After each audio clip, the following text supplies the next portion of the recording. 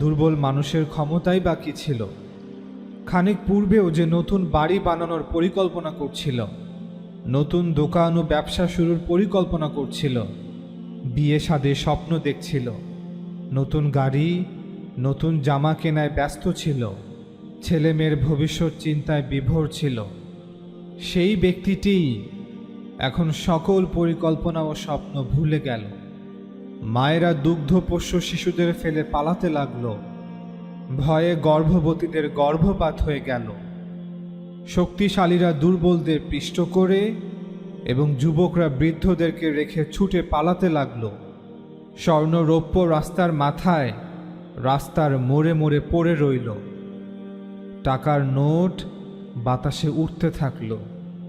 মূল্যবান আসবাবপত্র বিক্ষিপ্ত হয়ে পড়ে রইল, কিন্তু গ্রহণকারী কেউ নেই, কুড়িয়ে নেবার লোকও নেই। বাড়ি, ব্যবসা, আত্মীয় স্বজন, আসবাবপত্র সব কিছু মূল্যহীন হয়ে পড়েছে। সবাই কেবল নিজের চিন্তায় অস্থির। মানুষ আজ সব কিছু ভুলে গেছে, এক আল্লাহকেই শুধু ডাকছে, কিন্তু কোনো উত্তর আসছে না। কাফের নাস্তিকরাও আল্লাহর নামে দোহাই দিচ্ছে, কিন্তু পরিত্রাণের কোনো ঠিকানা আজ এদের জন্য নেই। ধ্বংসের ছায়া এদের পিছু ছাড়ছে না, সর্বত্র মৃত্যু আর মৃত্যু। আজ মৃত্যু সবাইকে ধাওয়া করে ফিরছে, বিপদ আপদ চতুর্দিক থেকে ধেয়ে আসছে। অবশেষে মৃত্যুর কাছে জীবন পরাজয় বরণ করল। জীবনের লীলা খেলা সমাপ্ত, কিন্তু এ সমাপ্তি ছিল আরেক নতুন জীবনের সূচনার জন্য।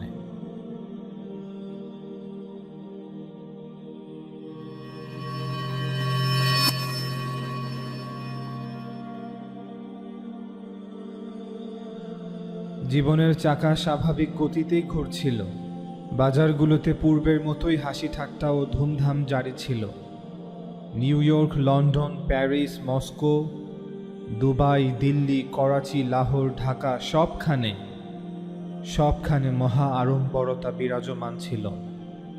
রাতকে দিন বানিয়ে দেওয়া চোখ ধাঁধানো আলোকসজ্জার মাঝে টি-20 ক্রিকেট ম্যাচ এবং বিশ্বকাপ ফুটবল। দর্শকদের করতালি মারফত বিনোদন প্রকাশ, মদশালায় গিয়ে মদ পান করে এবং ক্লাবে গিয়ে চরম নোংরামিতে লিপ্ত হয়ে মাতাল হয়ে পড়ে থাকা। হলিউড এবং বলিউডের অ্যাকশন মুভি সমূহে অভিনয়কারীদের ঝলক দেখতে অত্যাগ্রহী বিকারগ্রস্ত লম্পট শ্রেণী মুভি, নাট্যমঞ্চ, টিভি, বেলি ড্যান্স এবং ফ্যাশন শোগুলোতে কামোদ্দীপক অঙ্গভঙ্গি করে নেচে গিয়ে নিজের দেহ প্রদর্শনকারী মডেল, অভিনেতা ও অভিনেত্রীরা। এ দেহ প্রদর্শনীর মাধ্যমে টাকার পাহাড় গড়ে তোলা বুর্জোয়া শ্রেণী, মাল্টি ন্যাশনাল কোম্পানিগুলোর মালিক এবং এদের কাছে নিজের শিক্ষা ও যোগ্যতা বিকিয়ে দিয়ে নিজের উজ্জ্বল ভবিষ্যতের স্বপ্ন দেখা শিক্ষিত ও কর্মঠ যুবশ্রেণী, মিডিয়ার বাহ্যিক মোহময়তা, স্বাধীন সাংবাদিকতার জন্য আন্দোলন সংগ্রাম, রাজনীতির বাজারে সুস্পষ্ট ধোঁকাবাজি ও প্রতারণা, বাজারগুলোতে ঘুরে ফেরা ও কেনাকাটা করা নারী পুরুষ, বিত্তশালীদের প্রমোদশালায় আনন্দ উল্লাসের সমারোহ, দরিদ্রদের ঝুপড়িগুলোতে দারিদ্র্য ও দীনতা, বিয়ের অনুষ্ঠানগুলোতে বাঁধ ভাঙা আনন্দ উচ্ছ্বাস, হাসপাতাল ও জানাজাসমূহে চিন্তা ও বিরহের হাতছানি, সর্ববিষয়ে আল্লাহর অনুগত ধার্মিক শ্রেণী, গরিব, অনাথ এবং তাদের ব্যাপারে সর্বদা উদাসীন থাকা ধনী মহল,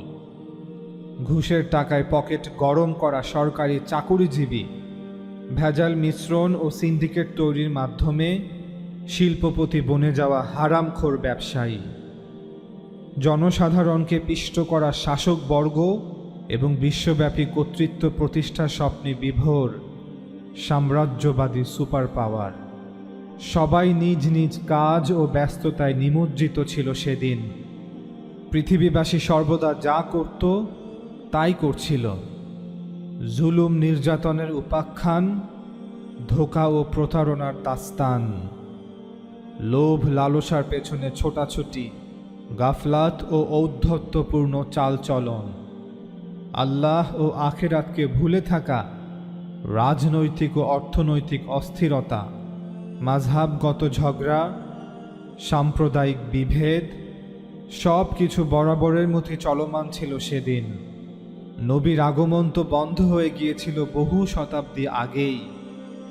কৃষি বিপ্লব রূপ নিল শিল্প বিপ্লবের, আর শিল্প বিপ্লব পরিবর্তন হয়ে সৃষ্টি হলো তথ্য বিপ্লবের। সব কিছুতেই পরিবর্তনের ছোঁয়া। পরিবর্তন নেই শুধু মানুষের ঔদাসীন্যে। মানুষের চলন বলনে এতটুকু পরিবর্তন আসেনি। তাদের চিন্তা চেতনায় আখেরাতমুখিতার ছিটে ফোঁটাও নেই।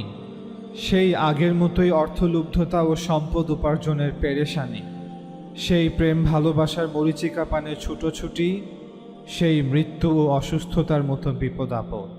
তখনও মানুষের মাঝে সকল চিন্তাই বিদ্যমান ছিল, শুধু আখেরাতের চিন্তা ছাড়া। সর্বপ্রকার ভয়ই ছিল, একমাত্র আল্লাহর ভয় ছাড়া। আকাশের চক্ষু এটা দেখছিল যে আল্লাহর জমিনকে জুলুম, নির্যাতন ও ফিতনা ফাসাদে ভরে দেওয়া মানুষগুলো এখন জমিনের জন্যেই অসহনীয় বোঝা হয়ে দাঁড়িয়েছে। তাই বারবার পৃথিবীকে আন্দোলিত করা হলো। সর্বশেষ নবী মুহাম্মদুর রাসূলুল্লাহ সাল্লাল্লাহু আলাইহি ওয়াসাল্লামের ভবিষ্যৎবাণী পুরো হতে লাগলো। খালি পায়ে বকরি চড়ানো আরবরা পৃথিবীর উঁচু উঁচু প্রাসাদ নির্মাণ করে ফেলেছে, কিন্তু এখনও মনুষ্যত্ব ও মানবতা ফিরে আসেনি। নূহ আলাইহিস সালামের তৃতীয় ছেলে ইয়াফিসের বংশধর তথা ইয়াজুজ ও মাজুজরা পৃথিবীর সদর দরজাসমূহের মালিক হয়ে গিয়েছে। আজ প্রায় 2000 বছর পর ইয়াজুজ ও মাজুজরা ইহুদিদেরকে ইসরায়েলে ফিরিয়ে নিয়ে এসেছে। ইয়াজুজ ও মাজুজরা ইসরায়েলকে উন্মুক্ত করে দিয়েছে ইহুদিদের জন্যে। সূরা আম্বিয়ার 95 এবং 96 নম্বর আয়াতে আল্লাহ তাআলার করা ভবিষ্যৎবাণী আজ পূর্ণ হয়েছে। শ্রেষ্ঠত্বের প্রতিটি চূড়া থেকে এই ইয়াজুজ ও মাজুজরাই দুনিয়াবাসীর উপর আজ আক্রমণ করতে লাগল। অন্যদিকে ব্রিটিশ, রাশিয়া, আমেরিকা এবং চীন একের পর এক বিশ্ব ক্ষমতার মাসনাদে সমাসীন হতে থাকল। আসমানি কিতাবগুলোর সমস্ত ভবিষ্যৎবাণী পুরো হয়ে গেছে, তবুও মানবতা তার আসল রূপ এখনো ফিরে পেল না। সুনামি এলো, টর্নেডো এলো, বন্যা হলো এবং ভূমিকম্পও হলো, কিন্তু হতভাগা মানব জাতি তাদের উদাসীনতা থেকে এখনো বেরিয়ে এলো না। আল্লাহ তাআলা তথ্য বিপ্লব সৃষ্টি করে দিলেন।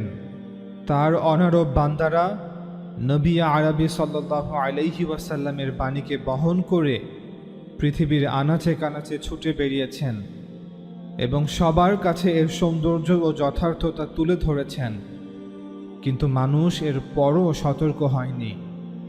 কিয়ামতের পূর্বে একের পর এক কিয়ামতের সকল আলামত প্রকাশ করে মানুষকে গাফলতের ঘুম থেকে জাগানোর চেষ্টা করা হলো, কিন্তু গাফেল মানুষের চালচলনে কোনো পরিবর্তন আসেনি। তবে যাদের ভাগ্য প্রসন্ন ছিল তারা সঠিক পথে চলে এসেছে। অতঃপর আল্লাহর নির্দেশ পেয়ে ইসরাফিল আলাইহিস সালাম হাতে শিঙ্গা উঠিয়ে নিয়েছেন, আর দেখতে দেখতে কিয়ামত চলে এলো। সূর্যের বিশাল প্রশস্ততা গুটিয়ে নেওয়া হলো, তারকারাজি জ্যোতিহীন হতে লাগলো। হিমালয়ের মতো এত বিশাল পাহাড় বাতাসে তুলোর মতো উঠতে লাগলো। পার্বত্য অঞ্চলগুলো বালুকাময় প্রান্তরে পরিণত হলো। সমুদ্রগুলোতে পাহাড়ের মতো উঁচু উঁচু ঢেউ উঠতে শুরু করলো। খোলা প্রান্তরসমূহ সাগরে পরিবর্তন হলো। জমিন তার আগ্নেয়গিরি বাইরে উগরে দিল। উপত্যকাগুলোয় আগুনের সমুদ্র বইতে লাগলো। পৃথিবী তীব্রভাবে কেঁপে উঠল। জমিন উলট পালট হয়ে গেল। শহর নগর বড় বড় গর্তে পরিণত হতে লাগলো। পৃথিবীর প্রাসাদগুলো মাটিতে মিশে যেতে লাগলো। বসতিগুলোতে কবরস্থানের দৃশ্য সৃষ্টি হতে থাকলো।